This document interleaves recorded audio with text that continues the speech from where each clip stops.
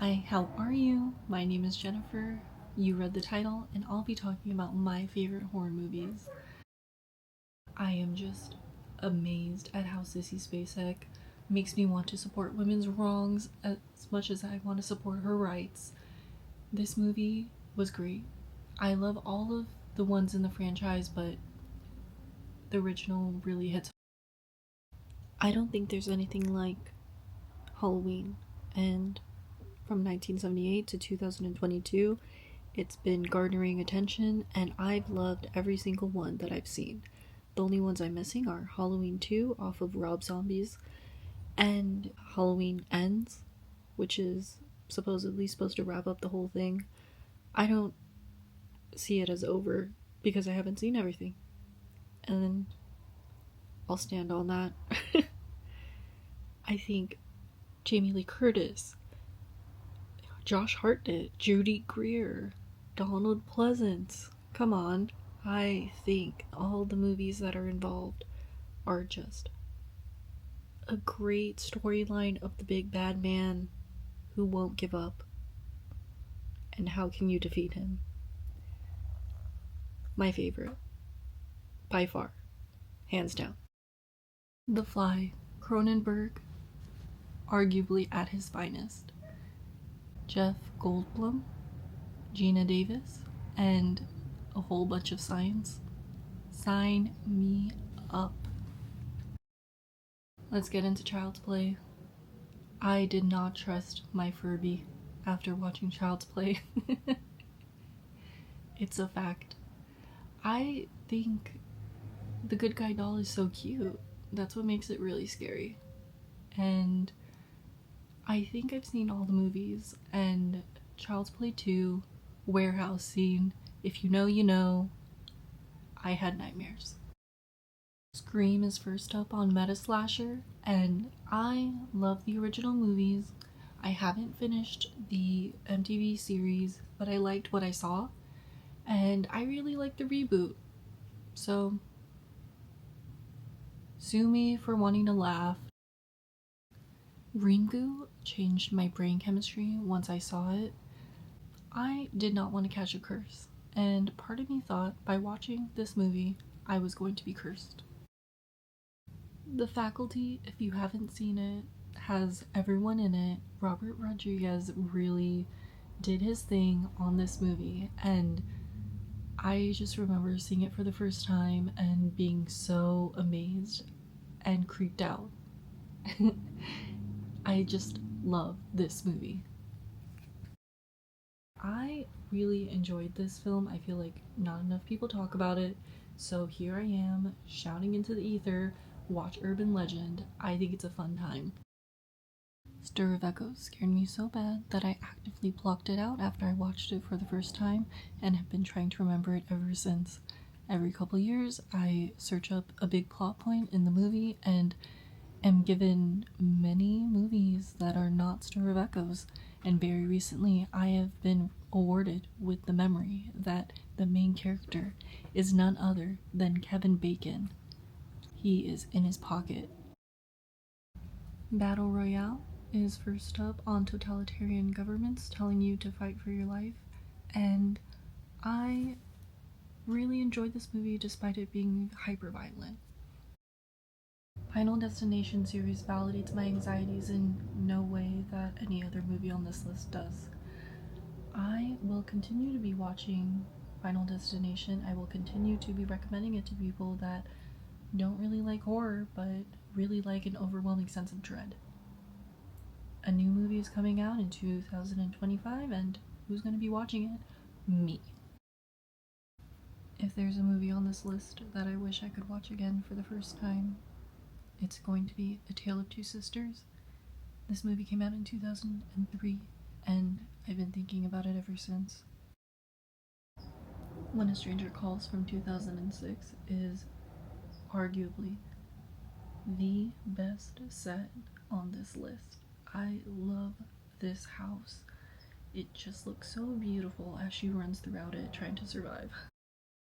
I included 2007 to 2014. I know that there are two other movies released 2015 and 2021, but after Marked Ones, I was done with the series. I feel like if I saw them, I don't remember them, and that's on that. I think Marked Ones wraps it up really nicely, and the other four are just,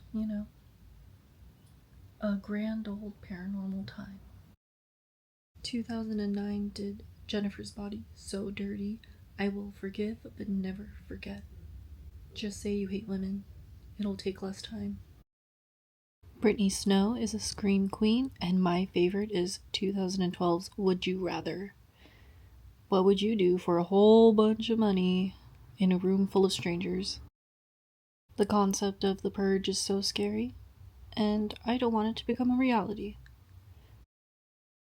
2014's The Pyramid shows that I'm not afraid of a quote-unquote bad movie, because I like James Buckley, and I like an archaeological find. So, watch it, don't. I liked it. 2015's The Final Girls is the epitome of meta camp. At a camp. I love this movie. I don't mind M. Night Shyamalan, and The Visit is my favorite. I think I would rewatch it over any of his other movies, but I'm too scared to. I've only seen it twice. Once in theaters, once in the comfort of my own home. And there's nothing like a pause button, because when I saw it in theaters, ooh-wee, was I jumping and screaming with everyone else. Don't Breathe had me holding my breath with her throughout the whole movie, and then once it got to a disgusting scene, I just wanted it to be over. And for that, it makes the list. Hush is a movie about a deaf writer living her life in the woods, and in that quietness, a masked man appears. Big time loop fan, and Happy Death Day, Part 1 and Part 2, Happy Death Day to You, is so good because it's funny, it's scary, and in the second one, we're getting into the science of it all. I love 1 and 2. Highly recommend. Hereditary scares me down to my bones, and that is creepy excellence at its finest. Out of all the Jordan Peele movies, which one am I most scared to rewatch? Us. I liked Nope. I really liked Get Out, but Us? I'm terrified of Us. 2019's One Bedroom did way more for me than Midsommar ever did in terms of cult classics. Underrated in my opinion. Ready or Not is one of my favorite movies of all time. Genre excluding. I think everyone is so funny in it.